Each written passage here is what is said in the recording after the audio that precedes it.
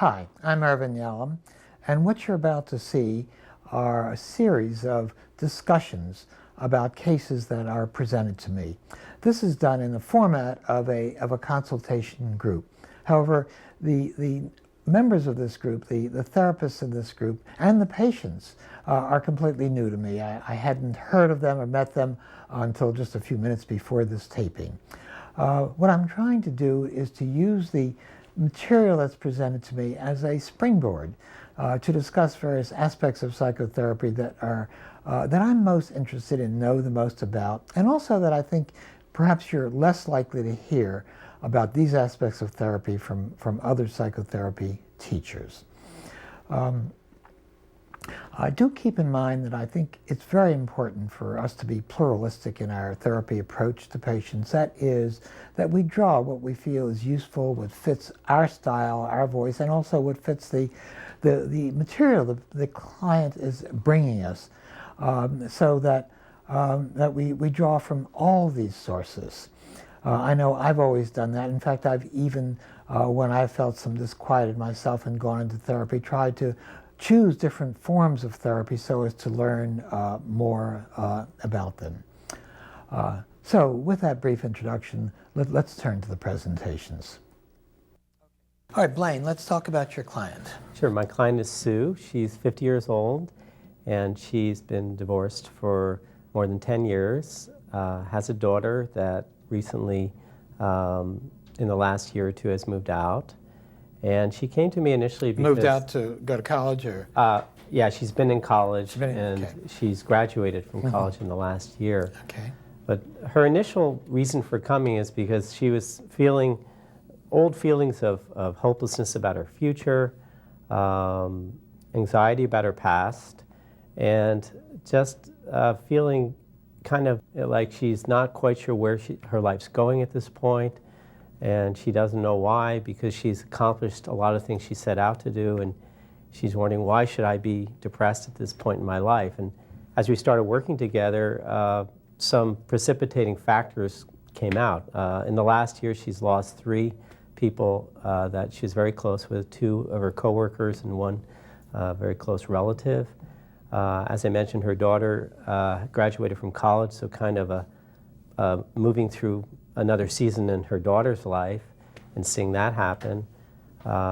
She also turned 50, which for her was significant. Mm-hmm. And she's also been unfortunately pulled back into a sort of forced relationship with her ex-husband, who during the marriage there was a lot of verbal and emotional abuse, and he recently in the last year had a stroke and was put into a nursing home, and she's been appointed the custodian of his affairs, so she's had to deal with him. And since he's been in the nursing home, he's been acting out a lot, giving the nurses there a lot of trouble, and she's been pulled into that. So this has brought back a lot of her old issues of the things he used to tell her, which was that she's not good enough, she'll never amount to anything. And the other thing that's interesting is she had a panic attack in the last 2 weeks, where she woke up in the middle of the night, sweating, kind of in a sort of haze, and feeling all the old tapes come back of, you know, my life is, I'm not going to be able to make it in life, I don't have a future. So she presents herself as someone that really wants to figure this out. She kind of comes in and she is happy to report her progress this week on some of the homework I've given her. And what kind of homework? Incidentally, how long have you seen her? I've had 6 sessions. Oh, 6 sessions. So it's a very new client. Then. Yeah, a recent. Okay. And the contract, sort of an ongoing contract, or is it time limited? It's not time limited. Okay. It's open-ended at this point. Okay. But the type of homework, I had her do some lists of since she's been struggling with questions of self-worth, I had her do a list of what she's passionate about. And then I had a list of what she feels she's competent at. Mm-hmm. And I've had her try to look at those lists and figure out where does her heart pull her? You know, where is her longing now? Because she's asking, what does God want me to do with the rest of my life? A lot. She brings that up in session. And so I'm trying to get her to connect to her deeper feelings about her life right now. And there's a lot of sadness from her past that she can't let go of right now. Okay, and tell me a little bit more about why you're presenting her today. What are the issues that you want to look at? I think what I would like help with is a couple areas. One is she has some incongruency between her body language and the issue she's talking about. For example? She might be talking about the loss of her close friends or even the abuse she suffered under her husband, and she'll be smiling during it. So I'm feeling like she's not able to really express her deeper feelings in the session yet. And so I'd like to get to a deeper level in terms of the expression of feelings. And she also, it's interesting, because I'll ask her a question that's very pointed, like, how do you love yourself? Mm-hmm. Or do you love yourself at all? And she'll kind of give a little laugh and say, oh, I wish you wouldn't have asked that, but I guess it's a good thing for you to ask. Okay, let me see. And so she likes me to kind of prod her, but she doesn't go to the feeling level very easily on it. She'll stay in a fairly rational, cognitive state about it. So I'd like to figure out a way to get to the deeper feelings associated with some of these issues. Yeah. Well, let me just free-associate just a little bit about Sue. I'm really struck with that very last thing you said, Blaine, that you ask her something and then she laughs and says, oh, I wish you wouldn't have asked me that.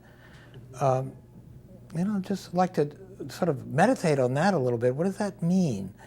I mean, ordinarily, if you ask a patient a question that evokes things, they're in one sense, they're grateful for it. Mm-hmm, You're doing your work. But she says, I wish you wouldn't have asked me that. What do you make of that? What does it feel like to you when she says that? That she feels like she's being put on the spot a little bit, and she's having to look at feelings that I feel like there's this untapped area of feeling that she's hesitant to go there. And if I ask a question which sort of opens up the lid there, she starts feeling that and she resists it.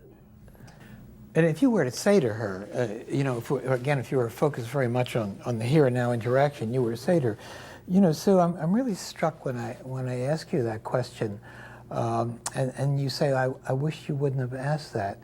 I'm thinking what that means to you. It makes me think that this is really hard for you, that it's a painful thing. There are things that it's very difficult for you to talk about. Is that what you mean by it? What would she say? She would say, yeah, I don't like looking at this. I thought I'd put these feelings to bed years ago, and it's hard for me to bring them up again, because for years I suffered with really low self-image, and starting with my childhood and then through my marriage, and for me to take an honest look at some of this, it's hard. It brings up old feelings. Well, that's really an interesting thing. One of the I wrote a novel on Nietzsche, and I'm very I like Nietzsche's work very much, and there are many things in Nietzsche, many of his statements that I find very useful in therapy. One of the most useful things he says something to the effect that, often in the middle of the night, old enemies that we defeated long ago come back to haunt us again. You see, it's a useful statement because that's what you're saying. Mm-hmm. These are old enemies that she's defeated a long time ago, but they're coming back to haunt her now. Exactly. Yeah, and so what can we guess, about why they've come back to haunt her now? Because it looks as though what you've presented kind of gives a clear picture of the fact that she's in a certain kind of life crisis. I mean, there's lots of names for it. The empty nest sounds perfect for her in a way. It's one of the major things that she is. She's in something is happening to her life. Midlife crisis is another. She's at the right age. The house is empty. She's alone in the world. So she's in something that sometimes in looking at an existential philosopher might say this is a kind of a boundary experience. And what we mean by a boundary experience is some urgent experience that really throws her into another state of being. When you say boundary, what Well, the boundary means, well, Heidegger, an existential philosopher, often talked that we exist in a couple different modes of being. The general way we exist is the state of everydayness. We're caught up with all the diversions and all the things we do. But then sometimes we'll move into what he called an ontological state, by which he mean that we're not so aware or preoccupied with the way that things are in the world, like we are in everydayness, but we're preoccupied that things are. We're preoccupied about sheer existence. Why do these things exist? How do I exist? So we're preoccupied with our existence. The point is that in this other mode, this ontological mode, ontological means simply the study of being. When we're in this ontological mode, it's a much better time to really do some changing if we can So we often try to take advantage of these experiences, moving past the boundary of everydayness into this other, take advantage of these because it might make the patient more available to some changing. She actually presents herself like she's on the threshold of some huge breakthrough where somehow the skies are going to open up and she's going to know exactly what she should do with her life right now. That's kind of what she's looking for. And sometimes in session she'll even say, so are we almost there yet? Are we getting closer? So she has a little anxiety about, when am I going to really know the answer to these big questions about my life? That's right. And of course what the anxiety about in the long run is that she's midlife crisis, and people sometimes define the midlife crisis. You suddenly get up to the crest of the hill and you get a vision of what lies ahead, and at that point, it's a downward slope. Schopenhauer, said children are so happy and buoyant because they're climbing this hill and they don't realize the death at the other side of the hill. They haven't gotten up to the top yet. Well, she's at the top now and it's looking at the slope downwards, and ahead of her lies death, and I think that's creating a lot of her anxiety. And so we think of this as a real existential crisis that she's in. And I think you need to enter into that and help her talk about these. And I know these are painful, but expressing and thinking about these painful feelings is going to be useful for you in the long run, because if we stuff them down, we keep pushing them down, they'll be knocking. They'll come up here. They'll come up in this panic attack. They'll come up in your dreams in other ways. Has she had any other dreams incidentally she's talked about? She hasn't brought up anything yet, so okay. I need to explore that with you. Yeah, because I think you'll probably get to some of this material in that way. So she's 50. House is empty. Her daughter has graduated. You know what kind of relationship there is with her daughter? Very close. She draws a lot of comfort from that. But then there's this other really curious thing. She was with a husband, and you said the husband was abusive to her at the time. Yeah, she describes herself as having been a codependent. She basically was being blamed by him for not being good enough at anything, which was a message she got from her parents growing up, is that, you'll never amount to anything. And so she basically got into this sort of sick cycle with him where she believed it. She believed that she was always going to be less than. And so once the marriage ended, she set out on a course to prove that she could make it. And so her profession is in education. She's in the school system, and she's become quite competent and accomplished in that. So she's been able to prove to herself that she can do something and make something of her life. And she has a really strong desire to contribute to the lives of children right now. So she's leaving parts of herself behind and all the children that she has contact with then too. Exactly. And yeah. How did she get out of the marriage? I don't know the details because it happened, like I said, more than 10 years ago. Yeah. But she's been out of this for 10 years of a man who's abusive to her. And she feels she's well out of the marriage. I mean, she initiated the divorce, or? Correct. Yeah. She feels she did go through therapy after that, and she felt she brought closure to that part of her life. And now he has a stroke. And is she still being, codependent, and that she's agreed to take over to be the executive? Why has she done that? I don't know if she had a choice. I think there was no one else in his life who was willing to take that role. There's his daughter for one. That's true. I'm not quite sure why she was appointed the custodian, but she I don't think she can be appointed to his. I think she's got to agree to that. Okay. And somehow she's taken this upon herself. And that's a good point. And I think she must feel, I mean, the nursing home was calling her because of his uncontrolled behavior, but she divorced this guy 10 years ago because he was making her life miserable. Why has she kind of put herself into this again? She's got to be really conflicted about that. Yeah, that's a good I point. understand she must feel sorry for him or feels like it's her duty, her obligation, but I'm not so sure that it is. They're separated, they're independent people now. She had to go to, it's in another state actually where the nursing home and where his home was, and she had to go and clean out his house and then figure out what to do with all his stuff, and so I think that whole thing was also painful because it brought up a lot of memories of what type of marriage they had, and so there's been a lot of re-stimulation about that, and of course he wasn't very happy to see her. He does recognize her, but there's very little communication between them at this point. But the nursing home is threatening now, saying if he continues his behavior, we may not be able to keep him here, and she'd have to transfer him to another place. It's her problem again. Right, it's become her problem. Yeah. I wonder if you can kind of help her problem solve that and take a look at what it is that keeps her into this and what the role of her daughter is in this too. I mean, she's graduated college, she's an adult at this point. And what sense of obligation does her daughter feel towards her father? That's a good point to explore. And any other thoughts that any of you have about this very interesting situation? I was wondering what it's like for you to sit with her, and what kind of emotions get evoked for you as you're listening to all this.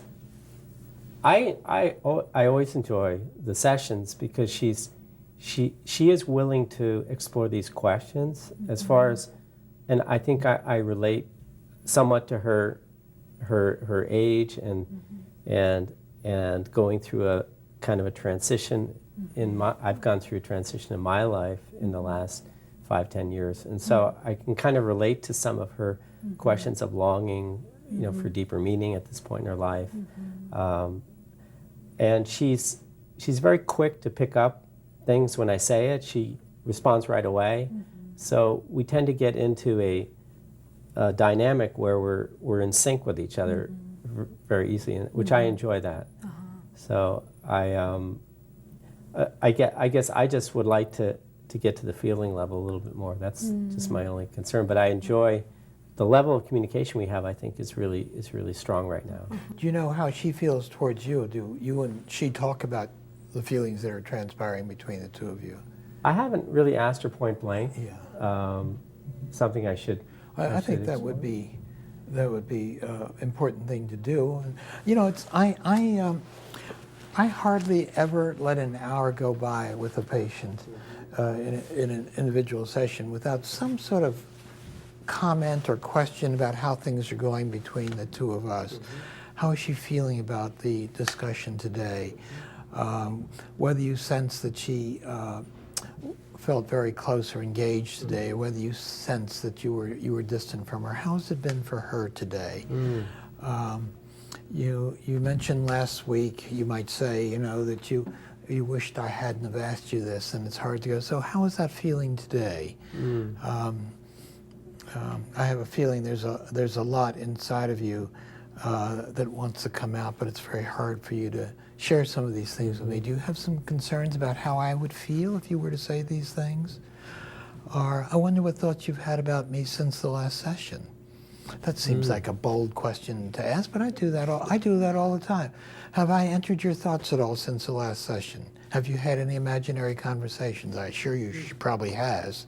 As you become more and more important to her, she'll be thinking of you during the day. It doesn't, when I do that, it doesn't personalize it too much, because I've always felt the focus needs to be on her experience of life and not so much her experience of me. Yeah. But no, I like to make the focus on the relationship. what's happening between the two of you, what kind of encounter there is between the two of you.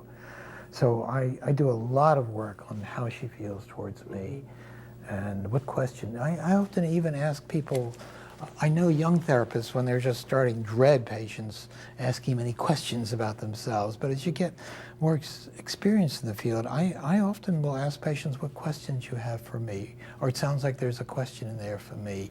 And I'll urge her to ask me questions and I'll try to answer it honestly in any way I can. I know that's worrisome to a lot of therapists who feel cautious about self-disclosure, but I'm quite open to people asking me questions. I was also thinking about, in the things that you talked about, I didn't mention the fact that you said that she had 3 deaths that she's also had, so that even adds the whole question of death anxiety and facing her. So I think she needs to talk about that. You mentioned the word meaning, several times during the session, and she's got issues about what life meaning is. So I think that's something to be explored as well.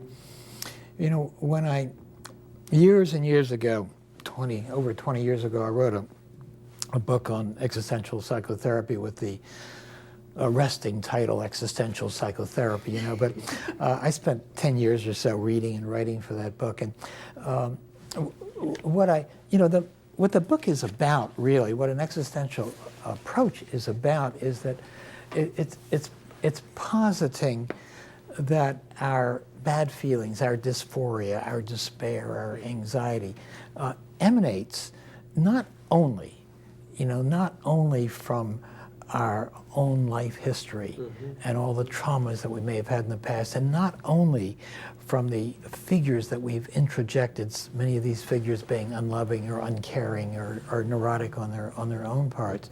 And it emanates, also not only from our current life crises, but it emanates also, from our confrontation with the existential facts of life.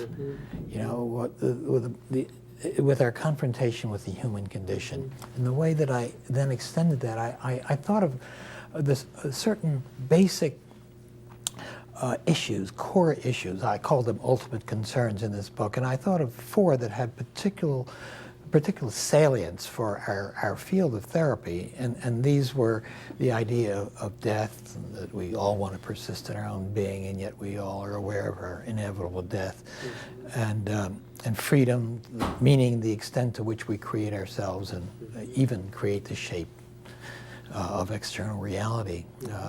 Ever since the Kantian revolution, where we're aware that our neural constructs really construct the shape of reality.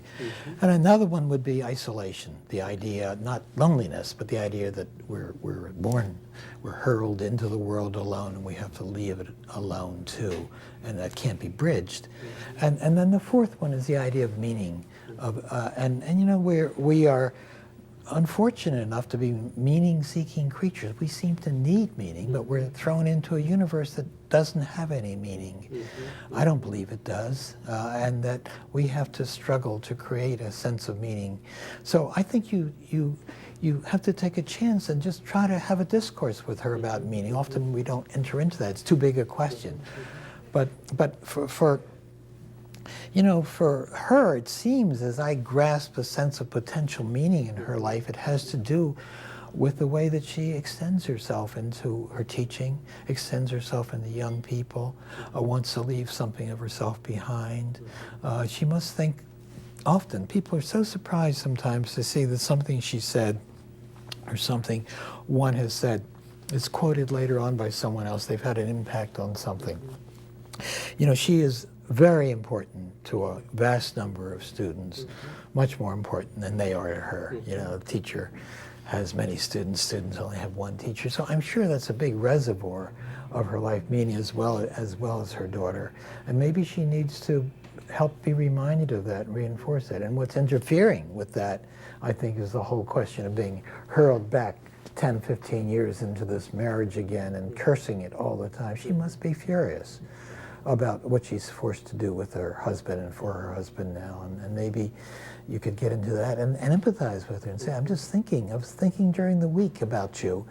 Look, people love to hear that you've thought about them during the week. And the truth is that you do think about patients. No sense of hiding that. And if you ever do think about her during the week, and you will be thinking about her this week, of course, you know, it's a dreadful situation that here she is with a husband that she really didn't care for, who was abusive, and here she is forced to be a servant to him again.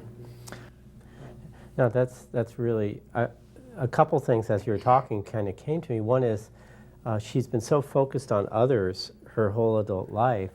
I had her do this little exercise and create the perfect day in her life. If you had all the resources in the world, and she talked about being on the beach and then getting up at a certain time and talked about a whole thing, but it was hard for her. She told me in the next session, she said, you know, I was thinking about how hard it was for me to think about a perfect day, because I rarely think about what do I need to be happy. Yeah. She's been focused on what other people need from her, and that's where she's derived a lot of her happiness. Right. So she's been almost too selfless. It's almost, he's a kind of person you almost want to help become more selfish, in a sense, more thinking of herself, and that if she only thinks of satisfying other needs, you have to wonder, where does she get her her nurturance from? Where does she get something from her? And then that obviously then will lead into you and her. How does it feel to ask for something from me? How do you feel I'm doing about giving you something? What's that? What kind of experience is that for you? Because I hear how much you give to people, to your daughter, to your students, now to your ex-husband. So what does it feel like to ask for something from me? And that's a good way to go into the here and now. You know, Blaine, I've heard you mention on a few occasions, you've seen her only 6 times, but I hear you mention giving some exercises, you know. For example, creating the perfect day. It's a great exercise, or also the homework. But maybe I should just caution you that it may be that her difficulty in talking and bringing up things is plunging you into feeling you've got to supply a little bit more structure for yourself. And in the long run, that might slow up therapy, because she's going to keep on expecting these things from you. I see. And you've got to maybe be a little patient with the vacuum in therapy and just wait things out for her. And what are you feeling? And what's it like for you to sit in silence now? What do you think I'm thinking right now? Things like that, to help her sit with the silence and not feel we have to, you know, as we all learn in graduate school, all these exercises, and of course cognitive behavior therapy, you know, gives us a whole array of these things. But I'm not sure that's the best thing for kind of ongoing therapy where you're going to be working in greater depth. So be less task focused. But less task focused, and giving her less exercises, because she may like them right now, but in the long run, they're going to run out of steam, I think. And you want her to focus a little bit more on just being able to reach inside on her own and share. And if she's not sharing with you, there's only one major reason why she's not, because it's got something to do with her relationship with you and what she thinks you might begin to feel about her. Okay, thanks very much for presenting her. Thank you. Okay. Appreciate it. Okay, Laurie, so let's hear about your patient today. Okay. Your client today. Paul is a 34-year-old male who came to me last September, so about 7 months ago. 7 months. You've been seeing him individually once a week? Once a week initially, and then he thought that therapy was not really what he wanted, and it was maybe a little bit too expensive. He was concerned about financial issues, so he dropped back to once every 2 weeks. But then right around Christmas, about 2 months ago, we had a real breakthrough in our work, so he started increasing sessions. In fact, he wanted to double up and see me twice a week. So right now we're back at once a per week. Yeah. Okay. And he came in initially at his wife's request, looking for support around how to deal with his anxiety and some very specific tools around motivational issues. So he had a very concrete plan of action that he came in with. Yeah. It was his first time in therapy. And he has struggled in his life with bouts of depression and anxiety since his mid-20s. And he had a professional failure around that time that really shaped that. He didn't go into therapy for any of these bouts before? Okay. No. He's very the kind of person who likes to do things on his own and get through things on his own. So he's a little suspicious of therapy at first. His profession, he's involved in the animation world. And he talks a lot about his creative pursuits and his creative blocks. And that's where a lot of his anxiety comes from. He's an artist? He is, yeah. Although his ability to actually engage in the creative process has been very thwarted and very stunted. He has a lot of pressure on himself around proving something through his creative work.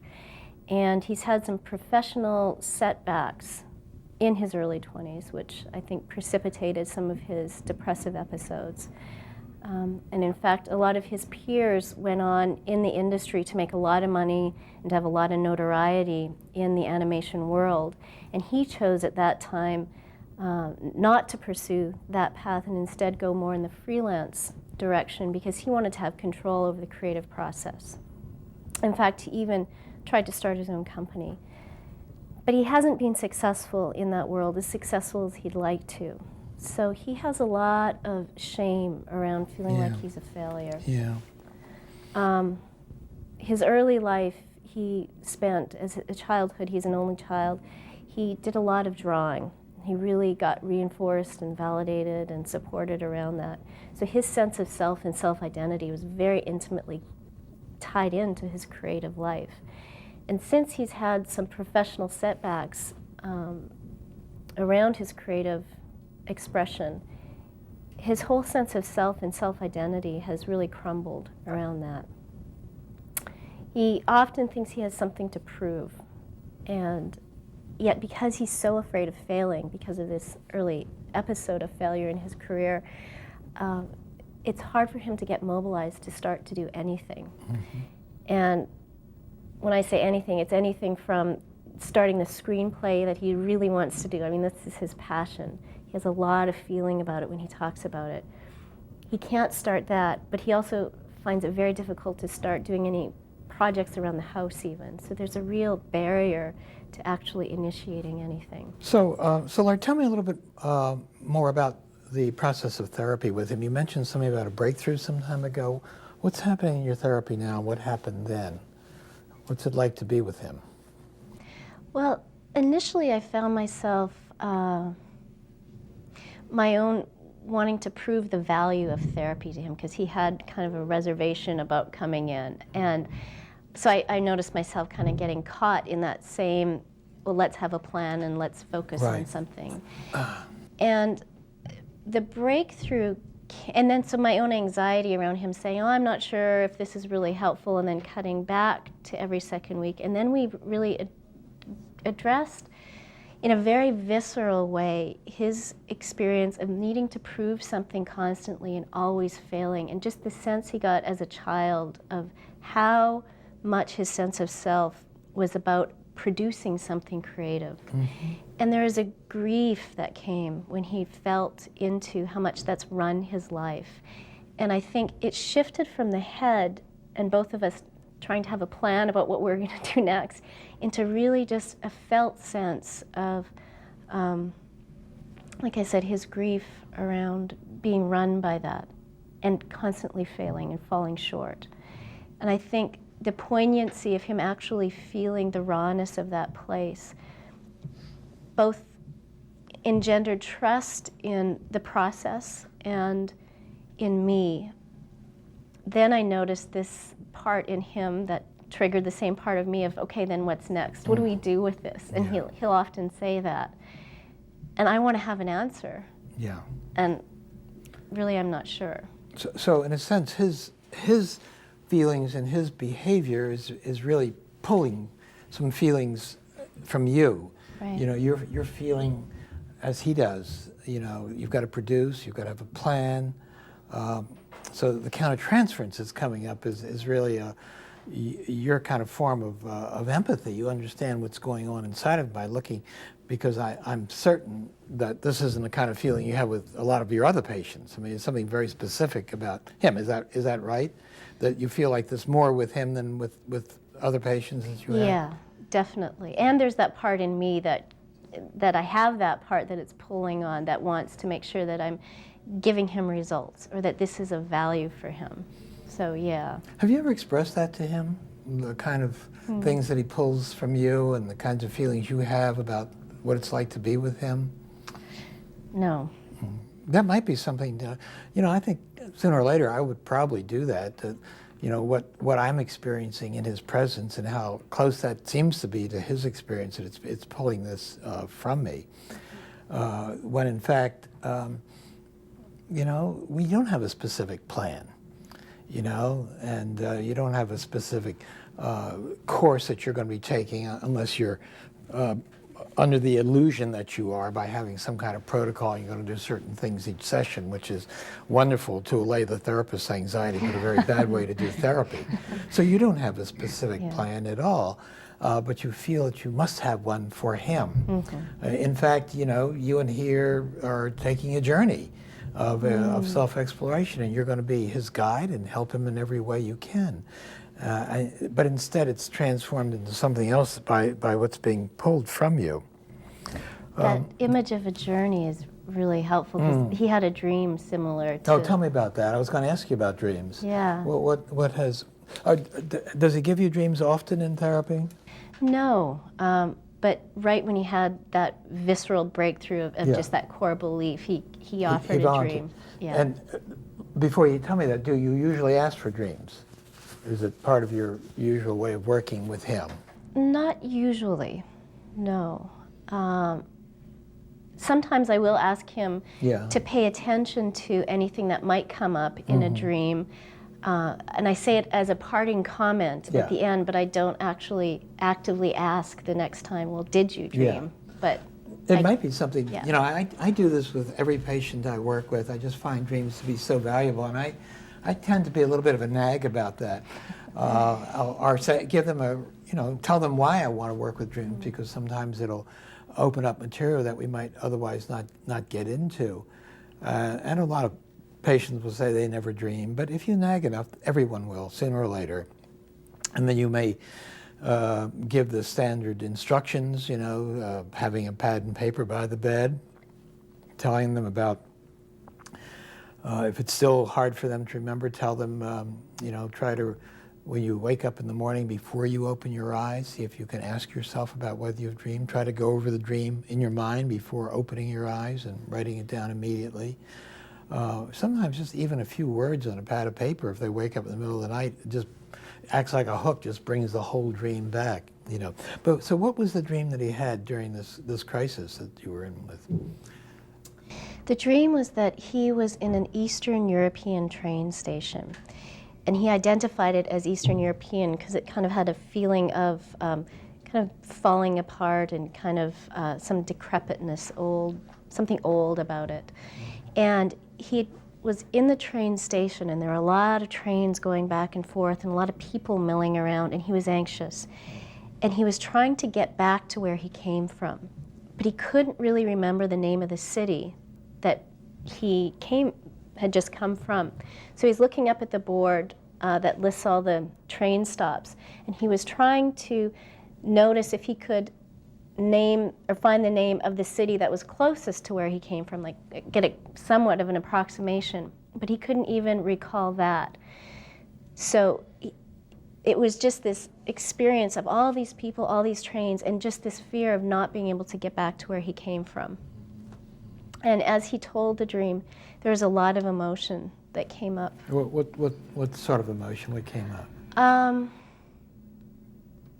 There was grief, a lot of grief that came up, and a feeling kind of the anxiety of, okay, well, what do I do now? And a feeling of being trapped. Did he give you any, I know this was a while ago, but do you remember any associations, the Eastern European, did it have any specific meaning for him? Well, he had just spent about a week intensively playing a video game. He's very much in that world professionally, which had an Eastern European flair to it. Yeah. So that's part of the manifest content, what right. just led into that. Right. Okay. And he recognized as he was speaking it that there was a lot about going down into tunnels, imagery in the dream. And as he was speaking, you could see that there was a lot of associations that were being made as to how relevant the imagery was.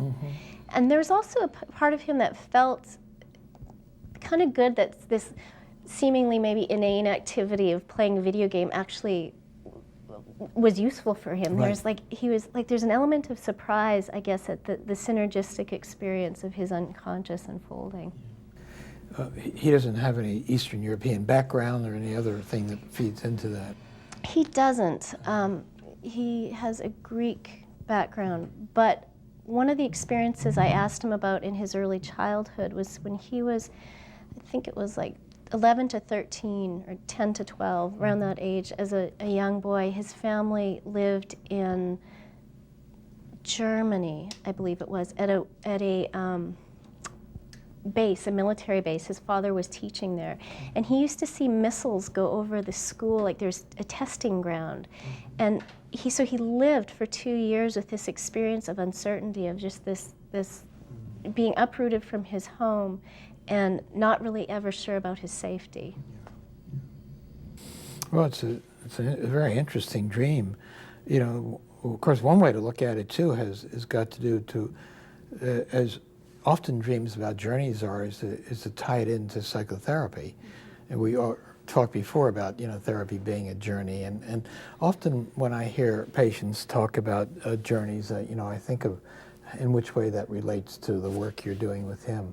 There's also the idea of, in the dream, of going into tunnels, which has to do with going deeper, going underground, going into one's unconscious. And how does he get back to where he came from? Did you have any idea? Did he associate to that at all, as you remember?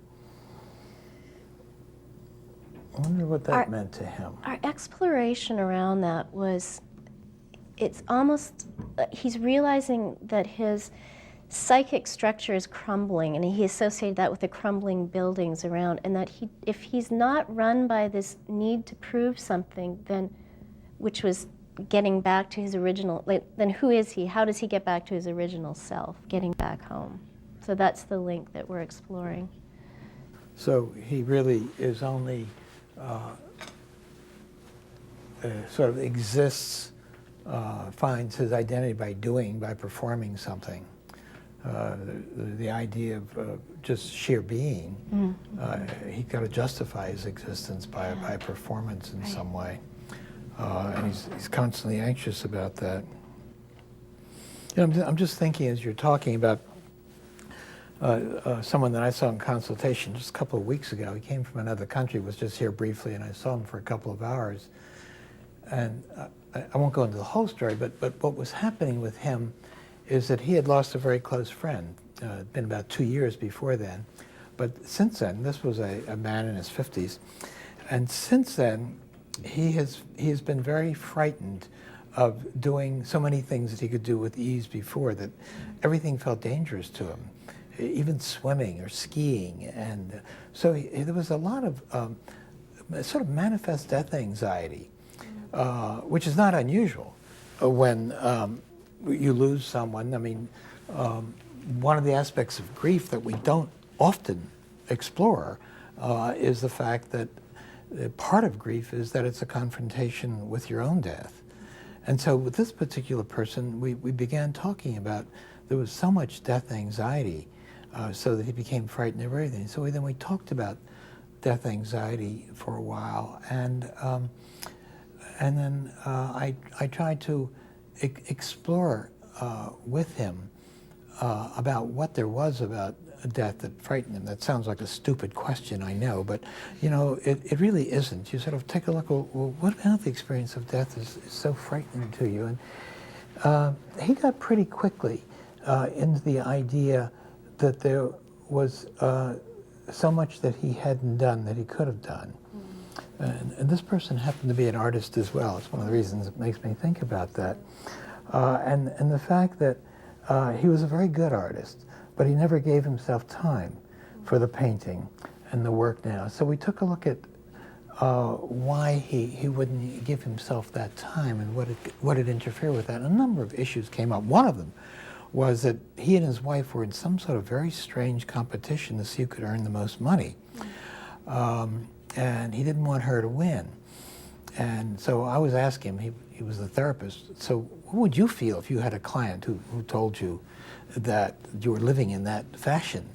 And he said, well, I tell that person that was a totally absurd life, you know, and so we began to look at that, and those were issues for him to begin to work on with his wife a little bit.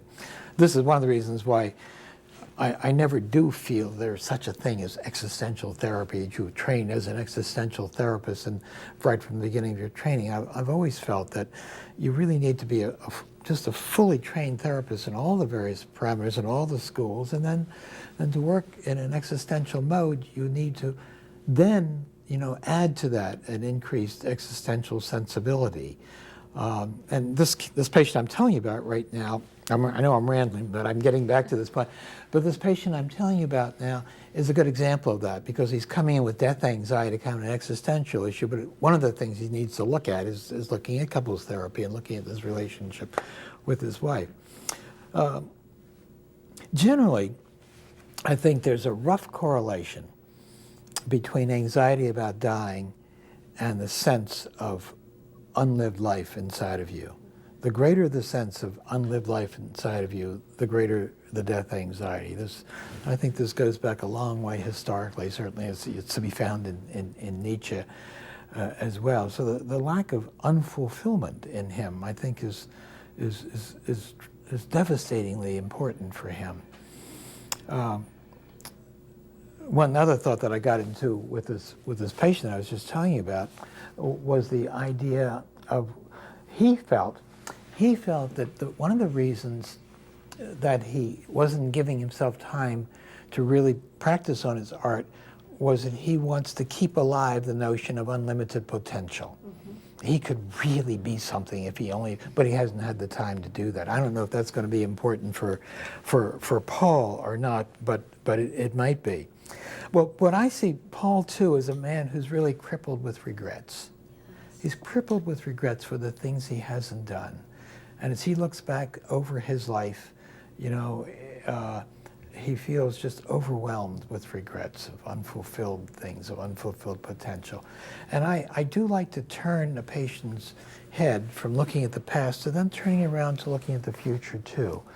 With a question really that you phrase one way or the other, is there some way that you could live, say, the next couple of years so that 2 years from now, you wouldn't be looking back on these 2 years all full of even a greater accumulation of regrets? In other words, what can we do to live a life that we're not accumulating regrets for? How can that be? And that concept, one way or the other, I think is an interesting concept in therapy. In a sense, it's another way of looking at Nietzsche's idea of eternal return, which was the thought experiment that he used, the idea that what if you were offered the opportunity to live your life in exactly the same way over and over and over again throughout all eternity, that everything that happened, every act that you made, but you'd have to repeat.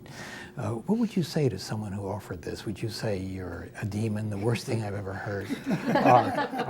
or he says, or have you ever had he put a tremendous moment where you would have thought this man was a god offering you something that was divine?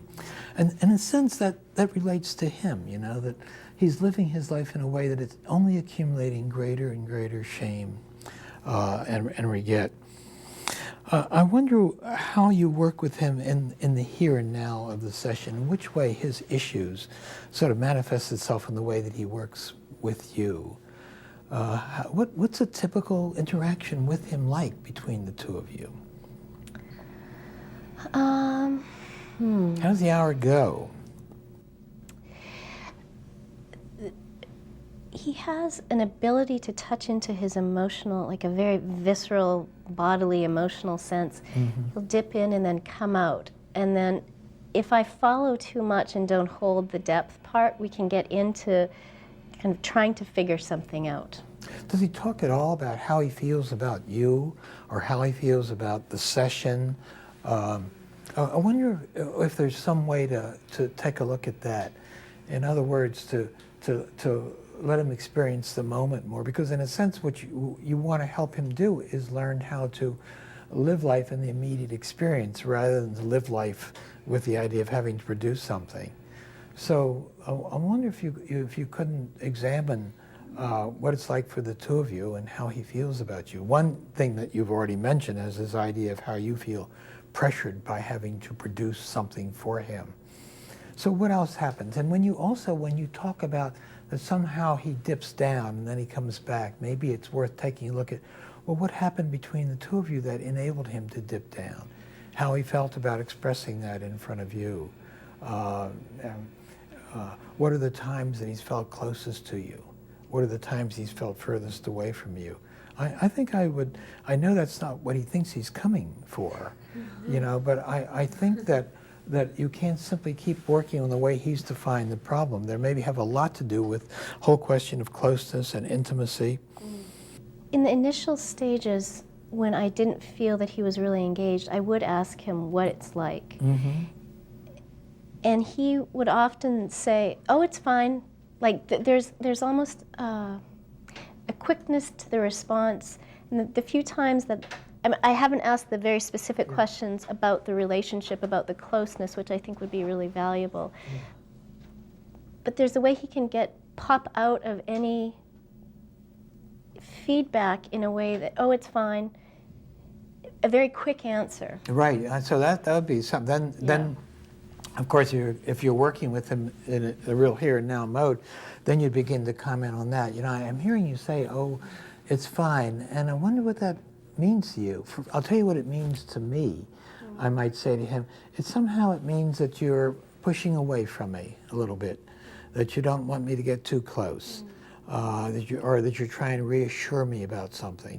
I wonder what it feels to you. Can you get into that, oh, it's fine, and tell me more about it? I mean, that's the kind of approach I might take. You know, I know our time is limited, and as a group, we don't really have time for a lot of interaction, but if any of you have any comments about Paul you might want to comment on, to let me know. And have you had any strong feelings about this patient, this client now? As you were talking, I was just thinking of trying to find a way to reconnect him to his earlier vision of himself, because he had a dream as a child of being this person that could draw, and he had probably a very wild, very wild imagination about how his life was going to turn out, and he's experiencing disappointment and regret now. But somehow, I could have him recreate that passion that he had, reconnect with that passion and see how that might be rekindled in his current situation. Mm-hmm. Because there's always those lost dreams that we want to go back to. Mm-hmm. So I guess I would maybe even work with him to, do kind of a guided, meditation even on what's it like to be a kid again, and to have that your whole life in front of you. Yeah, and what kind of sympathy or empathy he has for that 12, 13, 14-year-old boy. And what's that like for him to go back to that time? Yeah, I think that would be an interesting move too. Any other thoughts? Well, I had a thought about the dream, that it did speak to his fear about therapy. One thing I noticed is that sometimes when people start to change, they become very afraid because, well, I know who I am, I know who I used to be, but if I lose that identity, I can't get back to that, then who am I? People come saying, I want to change, but changing also requires letting go of who we think we are, and that can be terrifying. Mm-hmm. Yeah, I think that's a great thought. Yeah. Does he have any children? No. I was just thinking, well, do you know why? Does he plan to? Just newly married. Oh, he's newly married. Yeah, Mm-hmm. and one thing that's interesting too is when he felt competent in his creative career, in his teens and early 20s, he had a very difficult time with intimate relationships with women. Mm-hmm. And so now he sees himself as being successful, being married, successful in intimacy, being married, but his career has has gone down. So there's something too about trusting self-worth, his likability or lovability too, that I'm curious about. Or there's also the question of extending the definition of creativity. You know, how creative is he in his relationship with his wife, and how creative is he in his work with you as well? Kind of extending that whole question. Okay, Laurie, thanks very much. It's very interesting. But let's go on to some of the other clients we have today. Thanks. Thank you. So, Gary, tell me, who do you want to talk about today? Let's give me a kind of a brief summary, and I'll try to do whatever I can to contribute to that. I want to talk about a client named Jeffries, a now 45-year-old man, married, a 3-year-old child. He came to me about 6 years ago after a outburst of violent rage that scared him and his wife. I saw him in individual therapy for about 2 years, and then he quit that and transitioned to a men's psychotherapy group that I lead. So once he started the psychotherapy group, you stopped individual therapy. Right, but then he began individual therapy again a year ago after he had another outburst of rage and was frightened by that. So he came into individual therapy. He's actually now in couples therapy with another therapist too. Okay. So he's got a lot of therapy. Yeah. He's a very usually gentle, quiet, accommodating fellow. When he gets in arguments with his wife, she tends to be the one who expresses anger and at him, and he's very conciliatory. Though he lets this resentment build up by accommodating other people, and eventually the resentment gets to the point where it flames into a kind of rage. In the group, he also tends to play a peacemaker role. He has occasionally gotten into conflicts with other members.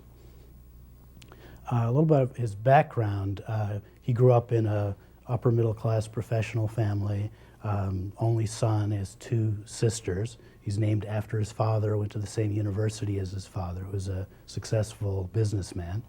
Both parents living? His father died about 3 years ago. And that's been a focus of the therapy, and in the group and in individual therapy, has been grieving the loss of his father, which he's done. He's in our sessions, which are pretty warm and humorous. He sometimes laughs, but he's also been able to grieve and cry and take comfort. The grief is still quite acute at this point? Not so much acute, but it'll come back as grief tends to, periodically. His parents divorced when he was 12, thereabouts, and his mother became very depressed and started abusing drugs at the time, and he started essentially managing her life. He's actually balancing her checkbook at like age 14. And that's kind of set a pattern for him. He is now in a profession, he's a gynecologist. He chose a profession focusing mostly on women, and he, with his wife, tends to treat her as if he needs to manage her life, even though she's a competent person, actually a few years older than him. And he gets very frustrated when she doesn't let him manage her emotions. The goal right now that I'm working with him on is for him to really express his feelings more clearly, to state what he wants, what he needs, and to be able to do that in an effective way. Yeah. Okay.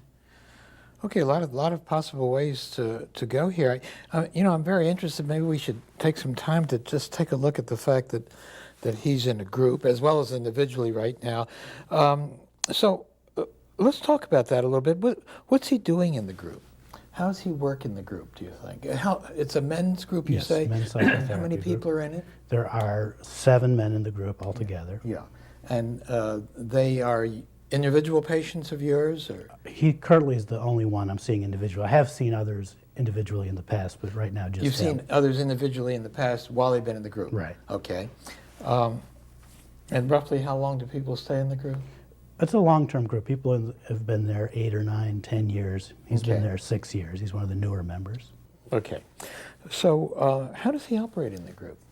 I guess specifically what I'm asking is if we look at the kinds of issues that he is really manifesting outside the group. The conflict, for example, his relationships with women, his tendency to be conciliatory and then suddenly explode. I mean, how much of that is manifest in the here and now of the group, or the here and now of your individual therapy? Well, in the group, he generally does play the role of peacemaker and mediator. Say if there's a disagreement between two men in the group, he'll try to explain each point of view to the other guy. But he sometimes gets in conflicts. Actually, he's in a conflict right now because he's been missing a number of groups because of the request of his wife to come home and help with childcare. And some of the other men in the group are angry at him. In fact, one of them said, "Oh, you're henpecked." Yeah. He got a little bit defensive about that, but he didn't get outright angry about it. But I could tell that it really bothered him. But he tends to. So he's caught in a bit of a jam there. He's having a group pressure placed on him to attend the group, and after all, he made that contract, I guess, when he started the group. And then he's getting this pressure from his wife as well. He's really caught in a squeeze there. How much is he missing? He's probably missing once a month. Once a month. That's a lot. It's a lot. I know in my groups, if I find that a patient is going to be missing once a month for a long period of time, I will really think seriously of removing him from the group, because it just breaks the continuity too much. And then for him, he often needs a summary, or if he doesn't get a summary, he's feeling a little bit out of it. So what you're saying is very interesting, though, because one of the basic concepts of group therapy is the group is a social microcosm. And what we look for is we make the assumption that sooner or later, the patient is going to demonstrate the kinds of interpersonal pathology that they have. So in the group, it's more of an ahistorical focus. I'm not interested in people in the group giving a lot of information about their past, about their growing up period, about the kinds of issues that they've gotten into with other people, because in a sense it all unfolds in living color right in front of your eyes if we look at that. And that seems to be happening. That seems to be happening with him. And so there are a couple of things that to remember about that not only is the group a social microcosm, in fact, we almost want it to happen. We want them to demonstrate what they can do. I mean, they're not going to be responding in adaptive ways to other people. If we say to people, well, we want you to be open, communicate well with other people, etc., we know they're going to fail. They have to fail because we want them to, in a sense. In other words, so that we can begin to identify their pathology. So that's one thing. We want to set up a situation where their pathology becomes manifest. And almost we want to activate that. We want that to happen. But then secondly, it's terribly important that we stop action in a sense, and we have a self-reflective loop on what's just happened. Now, so you said then that he really does show you the kinds of conciliatory roles he's showing, this member's part and this member. Now, what does the group do when he does that? Do people point that out to him? Has he gotten any feedback from the group about the kind of way he's operating with others around anger? Yeah, he has. Well, can you tell me how that goes in the group? Well, the group members know him well. They know his story well. He's been there for a long time. And they know his childhood patterns and how he relates to his wife. Yeah. Sometimes, what I'll do is ask if he's in a pattern where he's trying to explain this person, sometimes I'd much rather, instead of my pointing that out, ask the members. They'd say the two members that were in conflict, how they feel about his intervention. Do they welcome it? Is it helpful? Is it overly obvious? Is he sinking back into the kind of role he has? Is it possible for him to stay with his own feelings about this conflict? Rather, what would happen if he does that? Yeah. So how does he deal with people checking in on him and letting him know what they think he's doing in the group? Well, he's very open to it, and he will listen. Yeah. He sometimes will give a more intellectual explanation of what he's doing. People have given him that feedback that I really don't need you to explain my position. I can do it myself, and he'll back off at that point. But he will still do it. They'll also give him feedback. For example, he'll tell a story about, well, I needed to do this particular thing to help out this person, and people say, why did you need to do that? This person can do it. And then he'll explain more why he had to do that.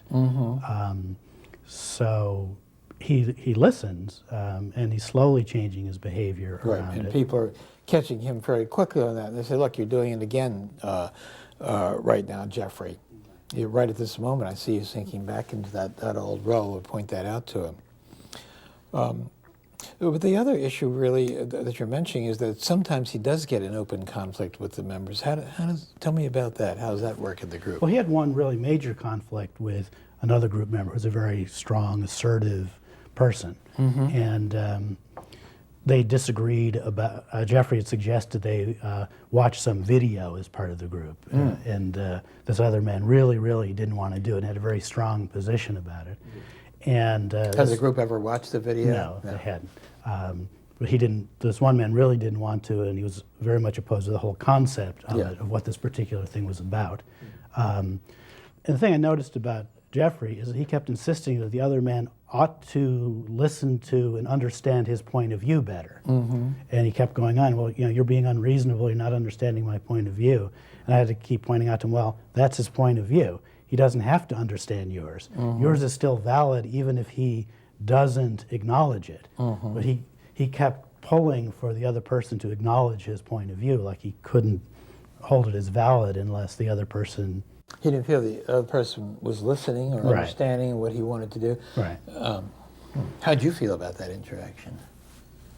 Well, I thought it was true the other person wasn't particularly listening, but that wasn't really the point. He wasn't trying to listen. He was trying to express his point of view. And I notice it's very similar to what Jeffrey does with his wife. He really tries to convince her of his point of view, and he has to explain it to her, and she has to basically agree with him and acknowledge it for him to feel validated. It seems hard for him just to hold his point of view. This is my point of view, and you can have your point of view and disagree with me. I get the idea that Jeffrey doesn't feel he has much power or much influence, that he's not heard.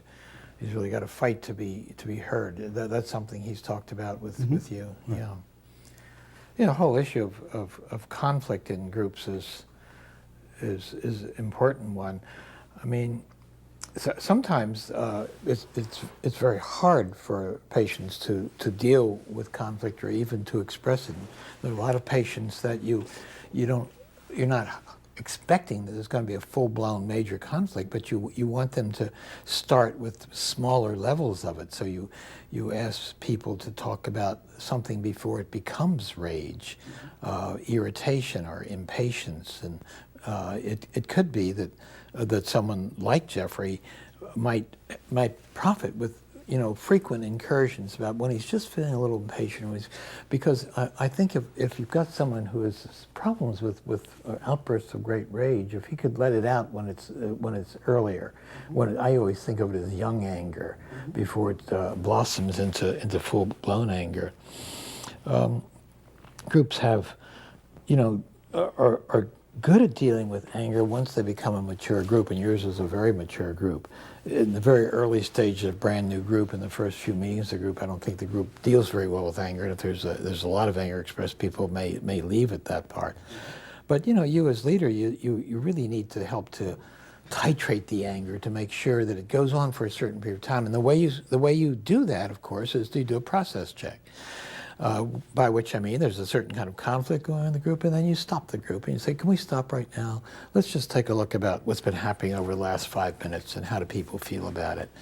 And what's the anger feel like to each of you? And then people around the group will begin to talk about what this has meant to them, how frightened they are, how angry they are, how intimidated they are, which is a terrific aspect of group therapy, because here's an example where you have a single stimulus in the group, and the stimulus is there's this outburst of anger between two people. Everybody have the common stimulus, and yet as you go around the group, you probably have many different views and experiences and reflections on the part of the members about this common stimulus. They'll be very different, and of course there really is only one explanation for that, which is that you're dealing with 6 or 7 different internal worlds.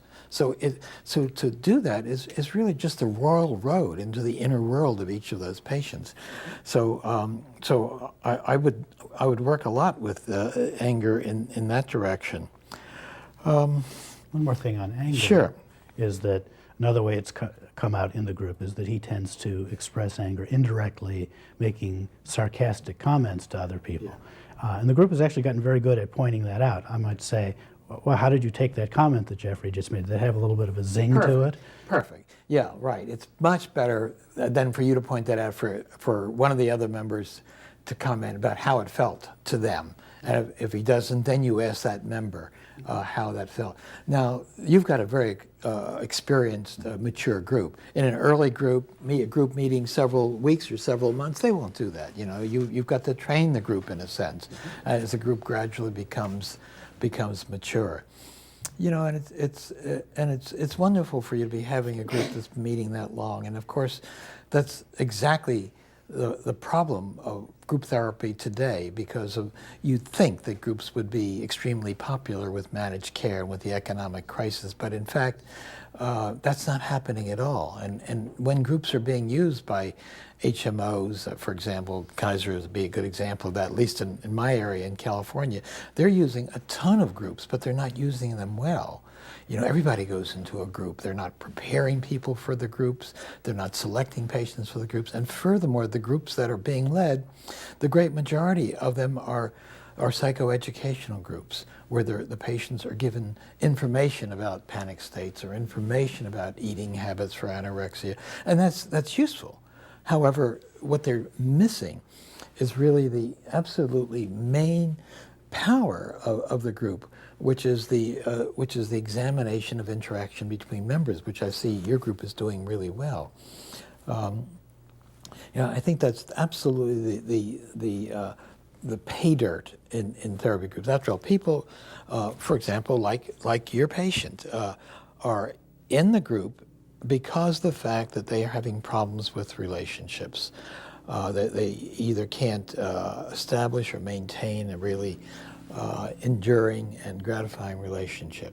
So they have interpersonal pathology, and the group is the absolute perfect arena for them to be in, because then their pathology with others begins to manifest itself, and then they can have that pointed out and hopefully corrected. The kind of conflict you're talking about, I think, is not anything that we have to worry about. In fact, I'd be very worried if there weren't conflict in the group. It's essential that there be conflict in the group, because that means people are being honest. You know, I just recently wrote a novel. This is 2005. It just came out, and it's a novel about group therapy. And one of the major issues in the novel, it takes place in a therapy group, is that there's a tremendous conflict between two people that started 20 years before. They just by chance had an encounter 20 years before they entered the group. And it was an unforgivable transgression that one person felt that the other had committed on her. And so these two people were in the group.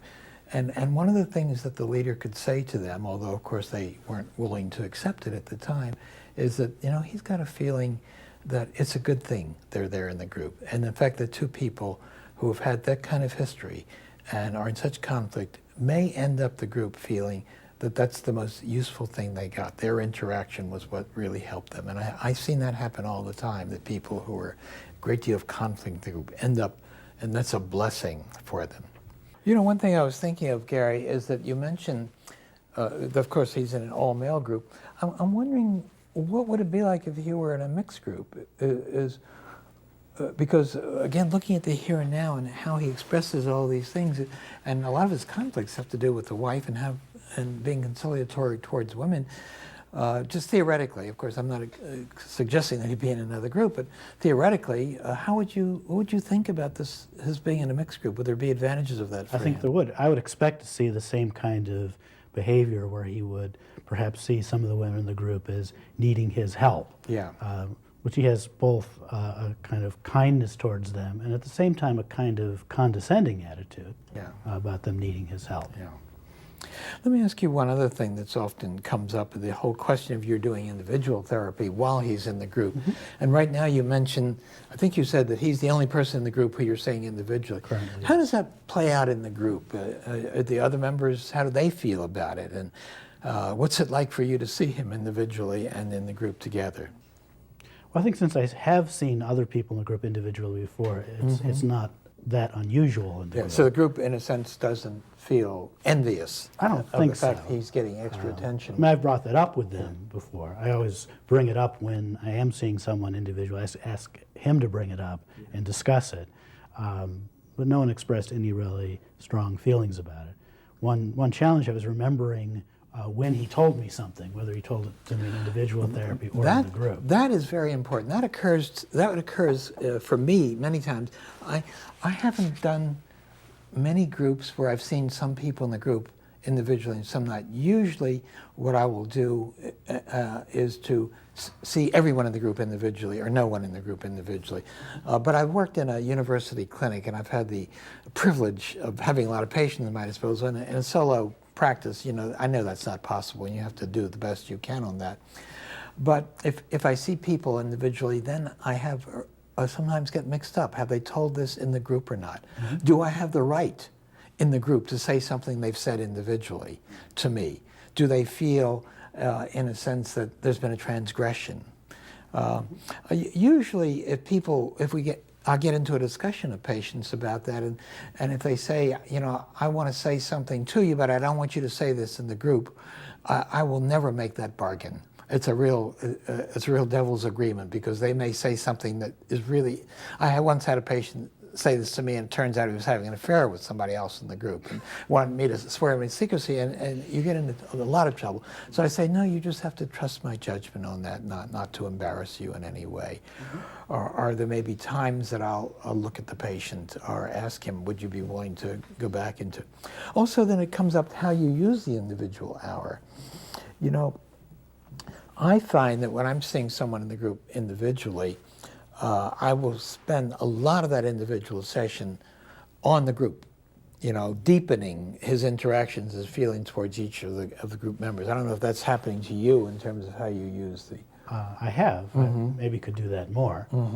But I do make parallels between things he's saying about his other relationships, like with his wife or with coworkers, and ways I've seen him interact with others in the group. Right.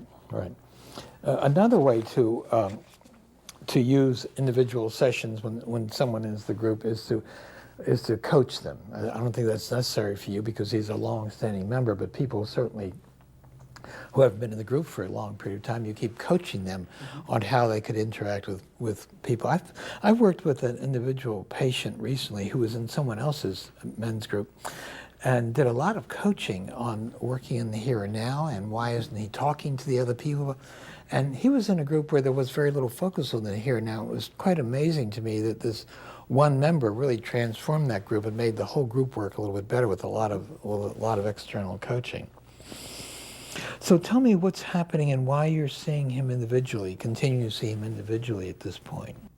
Well, he came back in after he had this outburst with his wife. I think that it was an agreement they made that he would go back into individual therapy as well.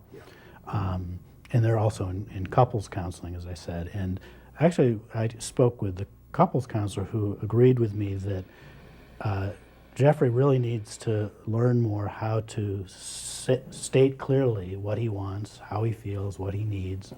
And that's really the main focus of the work right now. Right. Well, it looks like there's a little issue or big issue that kind of crystallized a lot of these things on his wife's demanding that he miss some of the group and stay home and do some child care. So I'm very glad to hear too that you're in open communication with the couples therapist. It's really important that there be open channels of communication, as you know, with all the therapists. You're all allies in this. Well, do you have any advice as to what I might do about the fact that he's missing so many groups? Again, I feel that it's more than a matter of that patient. It's really the whole group takes priority for you, and I think that probably jams up the group by his missing that much. So I think probably this is an issue that you've got to deal with him, or maybe through the couples therapy, that there's got to be an insistence that if he's going to stay in the group, that he really needs to come more regularly, and for the couples therapist perhaps to begin to work out why is the wife, who really desperately needs him to change, what's happening so that she's sabotaging therapy for himself, or he's allowing therapy to be changed. He actually volunteered to do this. He's volunteered to do it. He didn't even insist. Oh yeah, so then I think you really got to be confronting with him about that, and that probably may be a very good use of your individual hours with him. Okay, well that's all that I can think of telling you right now, Gary. Thank you very much. Thanks very much for presenting him. Looking back on these cases and on my comments, I realize that I've focused particularly on three issues.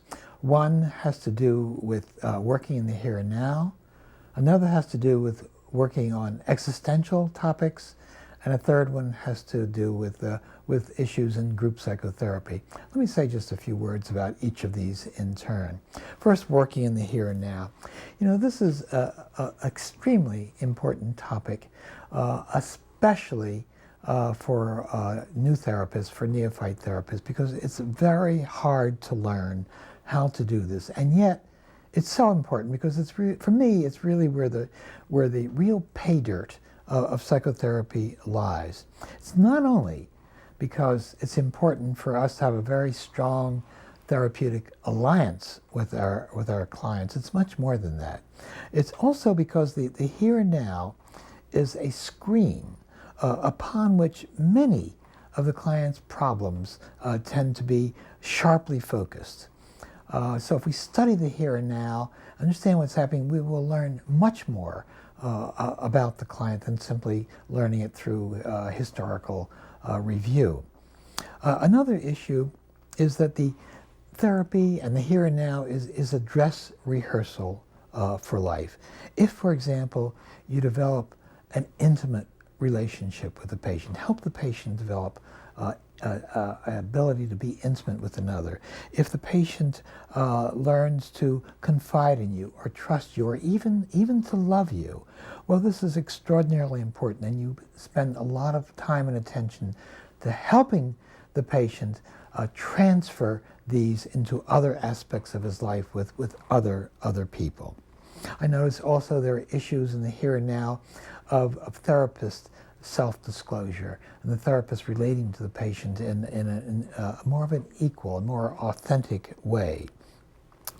The key for therapists to in learning how to work in the here and now and how to use the here and now and how to use one's own self in therapy is to know yourself as deeply as possible. And there's no better way than to know yourself and learn about yourself than to be in personal therapy.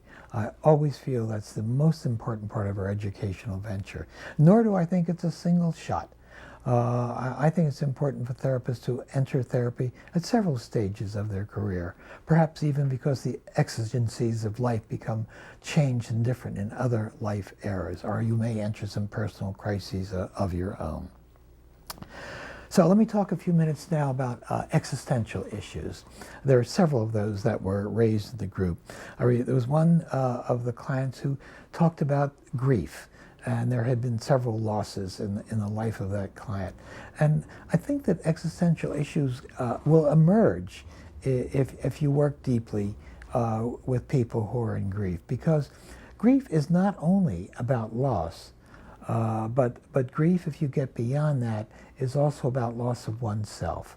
Because at some level one says to itself, if so-and-so, a close friend, a spouse, if so-and-so can die, then so can I, so will I.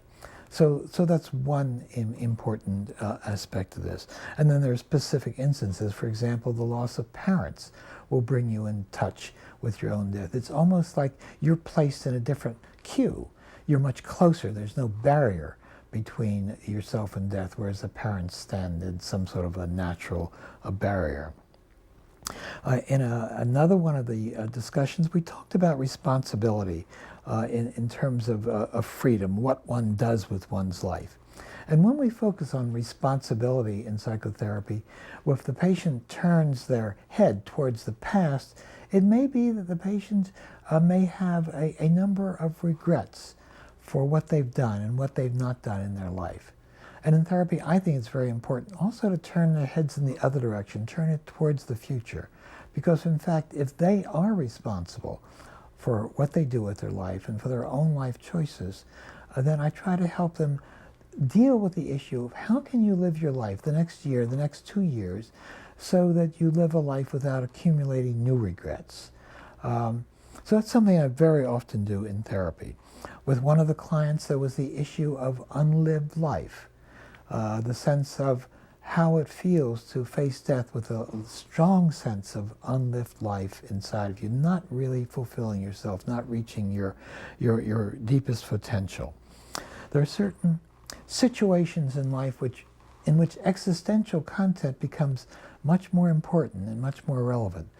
Perhaps the best known of these is the midlife crisis, and we saw that with one of the clients. Or the empty nest syndrome is another variant of that.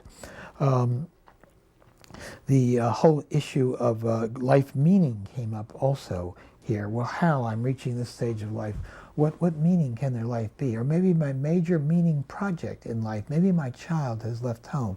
Now, where do I find the meaning? So you're helping the client invent or discover a new sense of meaning that'll be sturdy enough that it will support a life. I'll mention just one word here. We don't have time to go into in detail, but there's such a major difference we want to establish between existential content and existential process in a way. The content came out very overtly in several of these patients. We talked about death anxiety, and we talked about thinking about your own death, and we talked about a sense of meaning and responsibility. But an existential approach has great implications for process, for how you relate to the patient. It has to do with the fact that, you too are facing the human condition, that we're all in this together. And I think when you really grasp that and live in that particular mode, then you're much more apt to be more engaged with the patient, be more self-disclosing, keep less of yourself hidden from the patient. So that's what I want to say about existential issues, about the here and now. Just a few comments about the group. One of the clients presented a patient who was in combined therapy, and that is the client was in both group therapy and in individual therapy. And so we talked about some of the issues that arose for him in the individual therapy as well as for the group. There's another type of therapy which we could call conjoint therapy, where the patient may be in therapy with someone else and yet be in a therapy group, say with you. But in there it's also very important that the therapist, who's the group therapist, and the therapist who's the individual therapist, have free lines of communication, because you're allies. You're all working together for the for the betterment of the patient. The here and now is equally important, perhaps even more important in the therapy group than it is in individual therapy. I mean, the here and now is very much of the as I said before, the pay dirt of therapy in the group.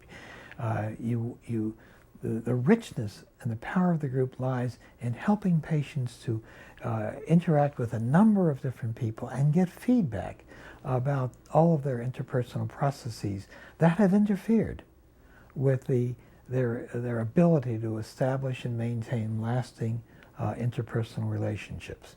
I've also touched on the fact in the group, as well as individually, that psychotherapy is an alternating sequence of emotional evocation, of activation, helping the patients to engage, guiding the patient. Well, what do you feel about so-and-so? What's happening in your relationship with so-and-so in the group, or your relationship with me? So it's an activating type of focus, but then also we do something else. We do the second stage, which is a a self-reflecting loop upon what has just happened. Can we stop for a few minutes and kind of understand what's just happened between the two of us? So you're moving continuously between evoking affect and then helping to analyze the affect and to integrate it. So I think these are the major points I'm focusing now. You know, I'm reaching a time of life that we could speak of as generativity. It's very important for me in this stage of life to pass on what I can to future generations of therapy. I hope very much that the discussions in this tape will do that for you.